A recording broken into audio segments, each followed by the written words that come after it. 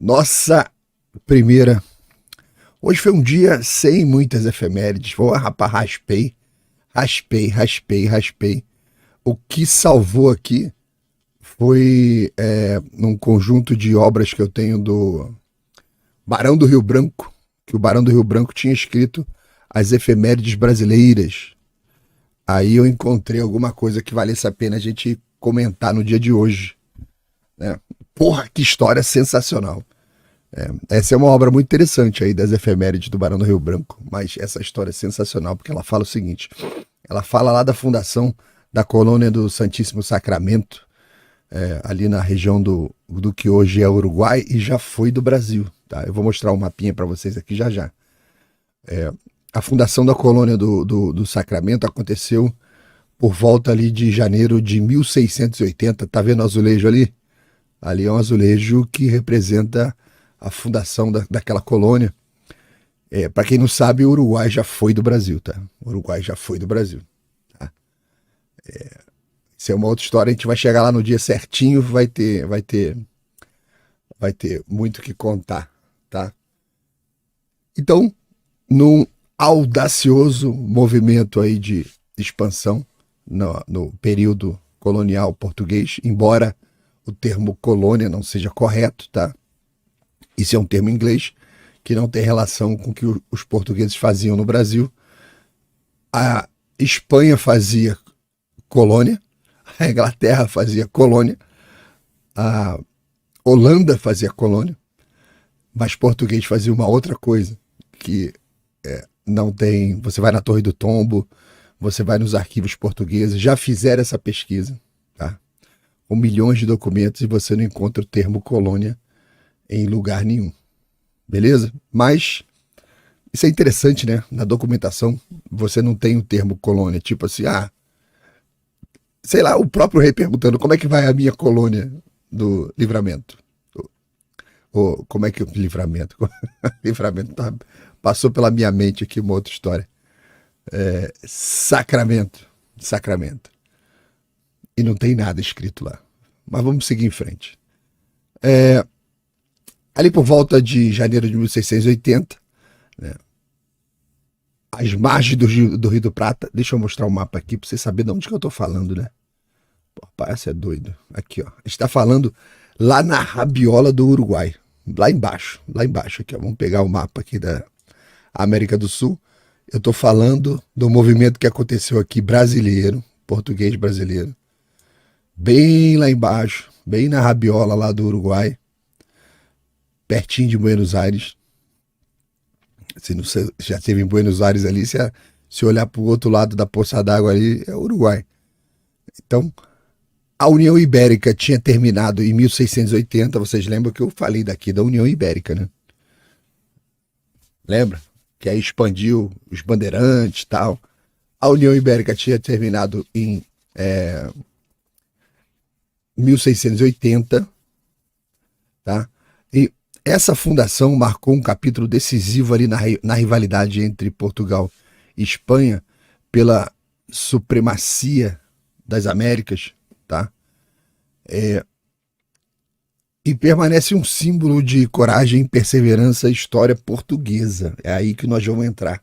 Pô, mas por que essa fundação desse local aí é considerado como um capítulo essencial de determinação, de luta, perseverança, de combate? O que aconteceu aí nesse lugar? Era Brasil. E do outro lado ali, Buenos Aires, uma colônia espanhola. Pertinho, mas era território português e era território espanhol. Já tinha aberto, lembra de Tordesilhas, a gente contou na outra live aí. Bom, então o governador da província do Rio de Janeiro, da capitania do Rio de Janeiro na época, Manuel Lobo. Olha como é que tá longe do Rio de Janeiro. Vamos afastar aqui. O Rio de Janeiro tá lá em cima. Então, o governador da capitania do Rio de Janeiro, que essa história é sensacional. Estava, como eu digo, né? Tem vários fatos que aconteceram no Brasil e muitos deles dariam livros. daria um livro, daria um filme, daria uma série. Então o governador ali da capitania do Rio de Janeiro, determinação inabalável da galera dessa época, né, organizou uma expedição composta por cerca de 400 homens, entre eles ali soldados, né, e o que eu poderia chamar de colono, pessoas comuns, né? E eles partiram rumo ao desconhecido, era um território desconhecido, enfrentando ali vários perigos, não só bicho, mato, né, doenças, deslocamento, geografia, clima, tudo.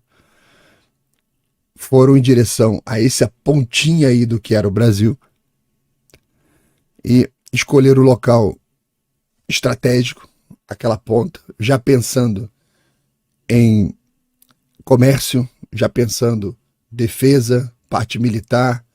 Se você reparou, é a entradinha, a entrada de um rio, que era extremamente importante para navegação, tá ali, ó, para comércio. Se uma coisa interessante aqui, até da Guerra do Paraguai. Naquela época, você tá vendo aqui Mato Grosso do Sul, não era acessível a Minas, São Paulo, Rio de Janeiro, por terra. Uma geografia muito difícil aqui na região. E ele era acessível apenas fluvial. Você tinha que sair do Brasil praticamente, pegar um rio, para você andar pelo rio, chegar no Mato Grosso. Sabia? Você não conseguia ir por terra. Era muito difícil. Era muito mais fácil ir pelo rio. Então, comércio aqui com aquela região, o pessoal saía, pegava o rio para voltar, para chegar no Mato Grosso. Então, ou seja, partes do território brasileiro só eram acessíveis navegação por rio e vindo aqui por debaixo. Então, mas vamos voltar lá na história. Deixa eu acertar o mapa aqui. Bom, o local de escolha ali, como eu disse, não foi aleatório, né? Escolheram ali bem na margem norte ali do Rio do Prata, diretamente em frente Buenos Aires. A partir desse momento, se tornou estratégico, tá? Para vários assuntos, tanto militar como comercial. O estabelecimento dessa presença portuguesa ali naquela região permitia, embora não fizesse esse controle, mas permitia o controle da rota comercial do mundo para esse interior. Tá? Pega Paraguai, pega um monte de cidades importantes ali dentro, né? Que eram colônias espanhóis. Aí os espanhóis ficaram putos, preocupados, né?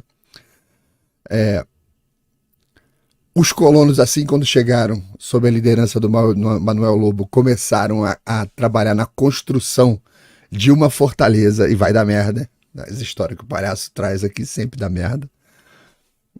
Começaram a construção de uma fortaleza, que simbolizava ali aquela resistência, tal, determinação portuguesa. As estruturas foram rapidamente, foi muito rápida a construção dessa fortaleza. Tem uma imagenzinha aqui, ó.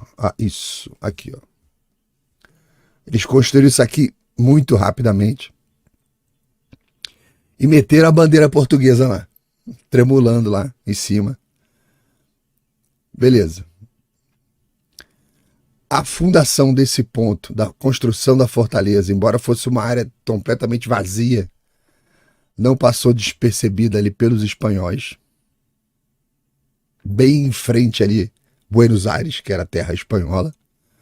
O governador de Buenos Aires, ciente da presença dos portugueses ali em frente ali a Buenos Aires, na colônia de Sacramento, ele fez o seguinte, aí começa o filme, né? Ele envia um navio numa ilha próxima ali de São Gabriel, que confirmou a presença portuguesa. Aí ele confirmou os boatos. Estão dizendo aí que estão construindo ali uma fortaleza ali do outro lado do rio, ali do outro lado da Bahia, da entrada ali.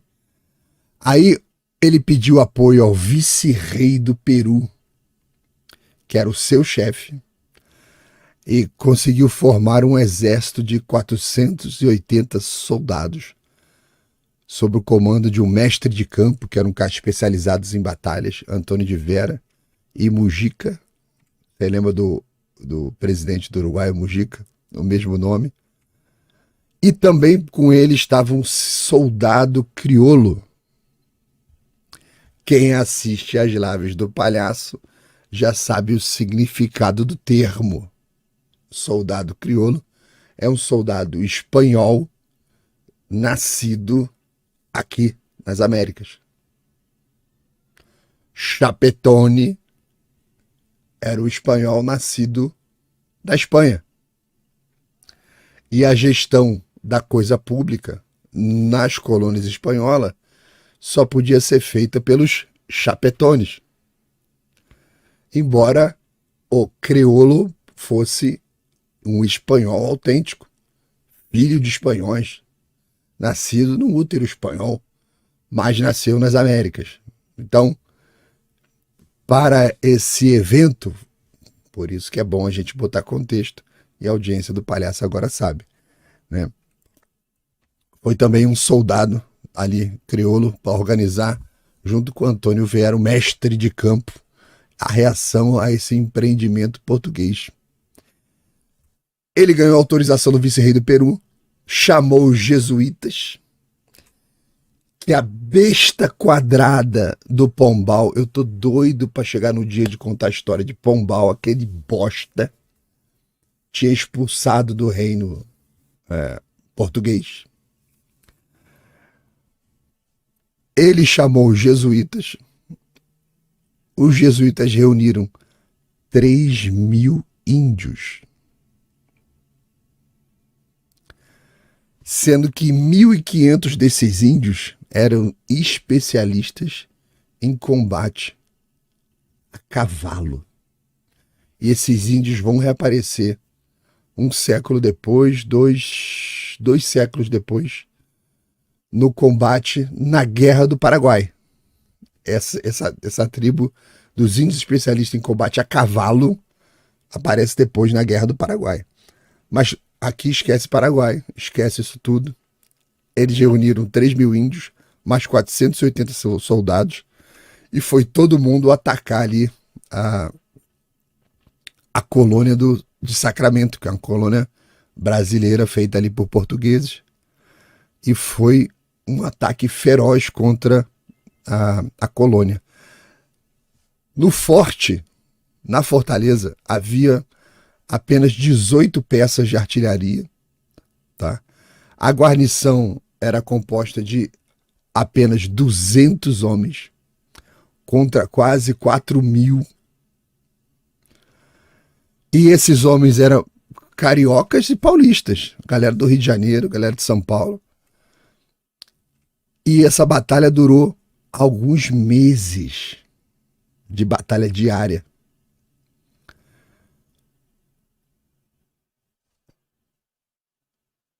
Os sitiantes, a galera que estava ali no entorno, tinha cerca de 260 espanhóis que eram oriundos ali de Buenos Aires. Tinha gente da cidade de Corrientes, que é mais para cima, ali já quase ali Paraguai já, Corrientes. E outra cidade também de Santa Fé. Então era uma batalha de cariocas, paulistas, com paraguaios, argentinos e espanhóis. E, sei lá, Flamengo, Corinthians contra, aí por aí vai. E o que aconteceu aí nessa batalha é que toda vez que acontece um cerco e dura muito tempo, o pessoal que está dentro começa a passar necessidade, começa a faltar comida, começa a faltar várias coisas, começa um período de grandes privações. Na madrugada do dia como hoje, eu sempre trago a efeméride do dia, no dia 7 de agosto, os sitiantes assaltam, atacam, um grande ataque, indo à frente os guaranis, dividido em 3 colunas de ataque, comandadas por um sargento, o Inácio, e por aquele mestre de campo que eu comentei, né? Eles foram repelidos no primeiro assalto, retraíram. O pessoal da Fortaleza era bravo, cara. Bravo. Eles foram repelidos, retraíram, montaram um segundo assalto, logo em sequência, voltando à carga, conseguiram entrar na Fortaleza, conseguiram romper, igual filme que você vê, filme de A Cruzada. Eles conseguiram romper, entrar, passar pelos muros. Mesmo assim, os portugueses que estavam lá dentro mataram a maioria que entrou, aí eles tiveram que recuar. Fizeram uma terceira investida, com uma tropa bem maior, entraram a terceira investida, a segunda vez que eles entraram. E essa multidão que entrou nessa segunda vez conseguiu resistir ali aos poucos defensores que restavam, né? Esse combate durou, dessa terceira investida, cerca de 2 horas de combate dentro da própria fortaleza. Quase todos os soldados que estavam lutando ali do lado brasileiro-português morreram ou ficaram muito feridos. O governador Manuel Lobo estava de cama lá dentro, extremamente enfermo, doente, não estava participando do combate. Foi capturado ainda na cama, levado, conduzido, como alguns poucos prisioneiros que restaram ali, para Buenos Aires, onde ele depois veio até a falecer. Quando eles foram, nessa terceira investida, fazer a contabilidade ali, tinham 36 espanhóis mortos dentro da fortaleza e quase 100 feridos lá, jogados pelo chão. Acharam os manuscritos na Biblioteca Nacional no Rio de Janeiro sobre esse evento, com alguns textos portugueses e espanhóis, que esses manuscritos são interessantes porque eles falam da minúcia do combate, né? Da coisa do detalhe do combate. E apareceu nesses manuscritos os nomes de algumas pessoas que tinham participado do combate, alguns heróis. E veio um tal de Manuel Galvão, lá do Rio de Janeiro, a gente lembra do nosso querido dentista aqui da audiência. Manuel de Aguiar, aí os nomes, né? Simão Farto, vindo de São Paulo, o nome do cara era Simão Farto. Veio também o capitão engenheiro Antônio Correia Pinto e o tenente Bartolomeu Sanches. E por muita curiosidade, também estava lá, lembra que eu falei do Manuel Galvão? Também estava a esposa do Manuel Galvão, uma senhora chamada Joana Galvão. O capitão Manuel Galvão se tornou uma lenda de valentia entre portugueses e espanhóis. E isso manuscrito dito pelos espanhóis, pelo invasor. Porque o Galvão estava ferido, cercado, e lutava bravamente. Todo soldado que aparecia na frente dele, ele matava. E o pessoal cercou, aquela galera em volta dele falou assim: para, Galvão, para, chega, já perdeu, cara, olha aqui em volta, não tem como você resistir. Mas ele falou que não se entregaria, que aquilo era território português brasileiro, que eles não tinham direito de estar ali e tal, que aquilo tinha sido uma afronta, que ele não ia se entregar. E ele continuou lutando até a morte, o Galvão. E aquilo, os próprios espanhóis acharam aquilo triste, né? Porque era um tremendo de um guerreiro e passou a receber admiração, né, dos caras. Isso era bastante comum. A esposa do Galvão, as anotações diziam que ela imitava o marido em seus altos espíritos e ela manejava o aço de maneira tão ligeira que parecia um raio. escrito pelos espanhóis.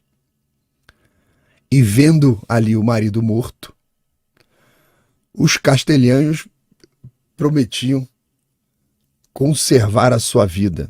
Joana, por favor, pare, diziam eles no documento. Mas ela estava ali, do lado do marido morto. E eles escrevem o seguinte: seu ânimo varonil merecia coroar-se com séculos prolongados de glória. Mas a matrona intrépida achou que seria descrédito de sua lealdade ao rei, ao seu amor e ao seu marido. Ela achou que seria muito desleal sair viva da batalha em que este havia entregue a sua alma, e por isso ela não parou de lutar com aquele aço na mão que parecia um raio, até que caiu com morte gloriosa e tremenda admiração dos espanhóis. Teve um padre chamado Pierre Charlevoix, que ao escrever sobre as informações dos jesuítas, ele era meio que o escriba dos jesuítas, disse o seguinte: esse capitão era digno de comandar gente tão brava. Um de seus, ele fala, o general que tomava conta da guarda ali era digno de comandar gente tão brava. Isso escrito pelos jesuítas do lado dos espanhóis, né? Um de seus capitães, chamados Manuel Galvão, corria em todas as fileiras, animava com sua voz e com seu exemplo os soldados. E se lembrarem, animava com seu exemplo os soldados para que eles se lembrassem de que eram portugueses, e um nome tão formidável para os espanhóis que mesmo seus inimigos, vendo-o cair morto com muitas feridas, não puderam impedir de se lamentarem e alguns até de chorarem pela sua morte. Esse bravo homem, dito pelo padre, tinha uma heroína por mulher que, com a espada na mão, combateu a seu lado enquanto viveu. Desde que morreu, os espanhóis, cheios de admiração por sua virtude, gritaram-lhe que se rendesse, mas, unicamente ocupada do desejo de vingar o seu marido, jogou-se no meio da refrega e ali, mesmo ferindo alguns, encontrou a morte que parecia buscar. Seu corpo, estraçalhado por baionetas e espadas, foi colocado num manto e desceu à sua morada final, com o respeito de todos por sua tremenda bravura. Continuando com a história, salvaram-se ali, pelo que consta, cerca de 12 portugueses, eram 400, que foram aprisionados e levados para Buenos Aires, tá? Entre eles ali o acamado governador. E a captura da colônia ali do Sacramento teve várias consequências entre Portugal e a Espanha. Em 1681, no ano seguinte, depois de muitas discussões, aconteceu o Tratado Provisional de Lisboa e a colônia do Sacramento foi devolvida a Portugal. No ano seguinte, tiveram que devolver tudo para Portugal. E esse ato marcou não apenas a resiliência heróica dos soldados portugueses, mas também a resiliência diplomática portuguesa, que nós já falamos aqui várias vezes, que à época eram tidos como os melhores diplomatas do mundo, em formação, preparação e por aí vai. E ficou confirmada também a importância estratégica dessa colônia. Em 1828, 200 anos depois quase, um pequeno corsário brasileiro, armado ali na colônia, recebeu o nome de Dona Joana Galvão. Eu vou mostrar para vocês que tem registro da Marinha Brasileira, né? Recebeu o nome ali de Dona Joana Galvão e foi a única e passageira homenagem prestada por nós, tanto brasileiros como portugueses, a essa heroína. A colônia do Sacramento voltou para domínio português em 1683, né, em virtude desse tratado. Depois teve a Guerra da Cisplatina, depois acabou tornando o Uruguai independente. Isso hoje está dentro do território do Uruguai, mas isso é outra história, né? Então a fundação da colônia do Sacramento é uma história de heroísmo, de estratégia, um testemunho do espírito indomável dos pioneiros que não se intimidavam diante de suas missões e juramentos. E, sinceramente, eram pessoas feitas de um outro material. Que época, né? Que história. Imagine um filme aí da Dona Joana Galvão. E hoje as feministas querendo acreditar que foram elas que tornaram as mulheres livres. Daqui o pariu. Vamos voltar aqui que eu quero mostrar para vocês algumas coisas da colônia, só para lembrar ali da posição, né? Ali dentro da entrada ali para... Aqui, ó. Aqui, ó. Isso, a colônia já mostrei. Uma rua lá dentro da colônia de Sacramento, chamando lá Calle, ou Calle, ou Cache, dependendo da onde se fale a pronúncia. Calle, Portugal, dentro da colônia de Sacramento. Aqui uma imagem da entrada da fortaleza, olha, com o muro bombardeado ali. Um desenho aproximado ali do que se formou depois ali, cercado o muro. Naturalmente não foi construído na época, isso aqui veio depois, colônia de Sacramento. E tem um livro chamado Joana Galvão. Difícil de achar demais. Mas tem um livro que conta a história da Dona Joana Galvão, tá? Tá aqui a capa do livro. Só procurar aí. No Google vai te mostrar. E para terminar aqui o registro. Aqui é um site da Marinha do Brasil que mostra o registro aí de todas as embarcações. E tem lá dentro do registro da Marinha Brasileira o Dona Joana Galvão. Não tem os dados de construção, incorporação 1828. A Dona Joana Galvão foi a primeira e única embarcação a ostentar esse nome na Marinha do Brasil e foi armada em corsário na colônia de Sacramento em 1828 e tem uma bibliografia aqui embaixo que faz a citação, bibliografia de 1959 na página 89, que faz o repositório de nomes de navios da Esquadra Brasileira, a citação a o Dona Joana Galvão. Beleza, gente? Agora eu vou aqui pro chat da nossa querida família. E aí, você que chegou agora aqui no final do vídeo, cara, obrigado por chegar aqui, importante isso. Curte, compartilha, se inscreve no canal, entra no clube de assinantes, faz o que você puder aí para ajudar o Palhaço a trazer mais notícia. Obrigado, tá? E bota no grupo da família, fala assim, olha o Palhaço.